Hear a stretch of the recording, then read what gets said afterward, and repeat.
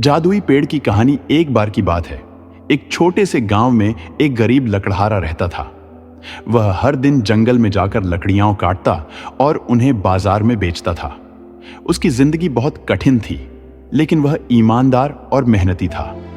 एक दिन जब वह जंगल में लकड़ी काट रहा था तो उसे एक बहुत ही विशाल और हरा भरा पेड़ दिखाई दिया। पेड़ बहुत सुंदर था और उसकी शाखाएं सोने जैसी चमक रही थीं। लकड़हारा उस पेड़ को काटने ही वाला था कि अचानक पेड़ में से एक मधुर आवाज आई। हे लकड़हारे, कृपया मुझे मत काटो। मैं एक जादुई पेड़ हूं और तुम्हारी मदद कर सकता हूं। अगर तुम मुझे बचाओगे तो मैं तुम्हारी 3 इच्छाएं पूरी करूंगा। लकड़हारा आश्चर्यचकित हो गया और खुशी खुशी पेड़ को काटने से मना कर दिया। उसने कहा, ठीक है, मैं तुम्हें नहीं काटूंगा, लेकिन मेरी इच्छाएं पूरी करो। पहली इच्छा।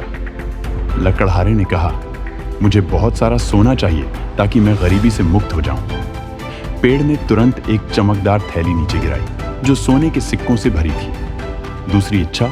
लकड़हारे ने कहा, मुझे एक बड़ा सुंदर घर चाहिए जहां मेरी पत्नी और बच्चे आराम से रह सकें। जादुई पेड़ ने अपनी शाखाएं हिलाईं और अचानक लकड़हारे का पुराना झोपड़ा एक सुंदर महल में बदल गया। तीसरी इच्छा।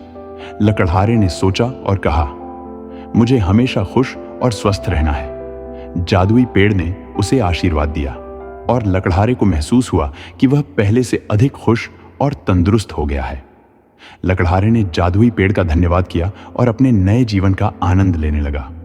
वह अब भी दयालु और ईमानदार बना रहा और जरूरतमंदों की मदद करता रहा। सीख। ये कहानी हमें सिखाती है कि अच्छाई और ईमानदारी का हमेशा फल मिलता है। अगर हम दूसरों की भलाई करेंगे तो जीवन हमें भी खुशियों से भर देगा। अच्छाई का फल हमेशा मीठा होता है।